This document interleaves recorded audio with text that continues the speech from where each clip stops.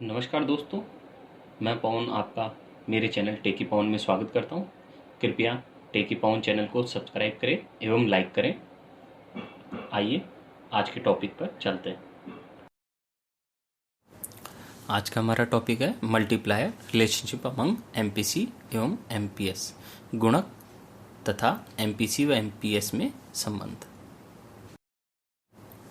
गुणक मल्टीप्लायर, गुणक को ही निवेश गुणक के नाम से भी जाना जाता है, जिसका सूत्र होता है K बराबर delta Y by delta I, अर्थात निवेश में परिवर्तन के कारण आय में होने वाले परिवर्तन के अनुपात को ही गुणक कहते हैं। गुणक का मतलब होता है गुणावृद्धि। जितना निवेश बढ़ेगा उतनी ही गुना वृद्धि राष्ट्रीय आय में होगी, और जितना निवेश घटेगा उतनी ही गुना कमी राष्ट्रीय आय में होगी। निवेश गुणक एवं सीमांत उपभोग प्रवृत्ति में धनात्मक संबंध होता है, अर्थात सीमांत उपभोग प्रवृत्ति बढ़ती है तो निवेश गुणक बढ़ता है, और सीमांत उपभोग प्रवृत्ति घटती है तो निवेश घटता है। इसे कैसे निकालते हैं हम जानते हैं। इसको पहले हम देखते हैं। K बराबर delta Y by delta I होता है, हम जानते हैं, और हम ये भी जानते हैं कि y बराबर सी प्लस आई होता है। तो अब हम इसको वैल्यू को देखते हैं। y बराबर सी प्लस आई होता है, इसलिए डेल्टा वाई बराबर क्या हो जाएगा, delta C plus delta I.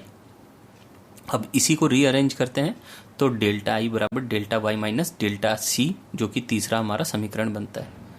अब के वाले सूत्र में जो फर्स्ट समीकरण था उसमें हम ये थर्ड समीकरण की वैल्यूज पुटअप करते हैं, तो हमारे पास निकल के क्या आ जाएगा, के बराबर delta Y by delta Y minus C, क्योंकि डेल्टा आई की जगह हमने क्या मान रख दिया है यहाँ पे, डेल्टा वाई माइनस डेल्टा सी।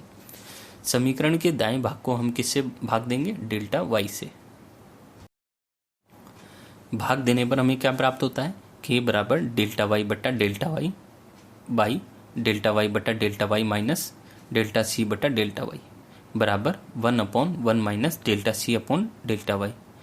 चूंकि delta C by delta Y MPC होता है, ध्यान है ना कि delta C by delta Y क्या होता है, एमपीसी, इसलिए ये सूत्र अब किस रूप में बदल जाएगा, 1/1 माइनस एमपीसी में।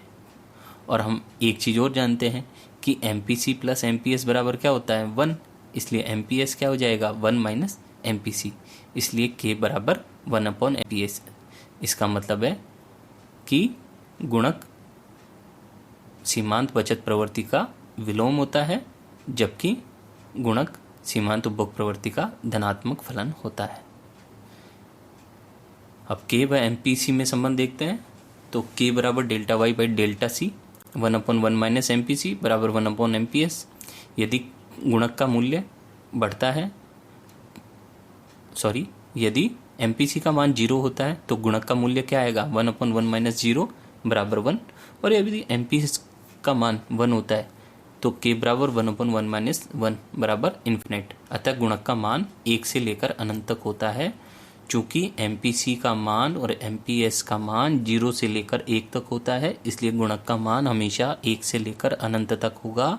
गुणक और सीमांत उपभोग प्रवृत्ति में धनात्मक संबंध होता है, जबकि गुणक एवं सीमांत बचत प्रवृत्ति में ऋणात्मक संबंध होता है। यह ध्यान देने वाली बात है।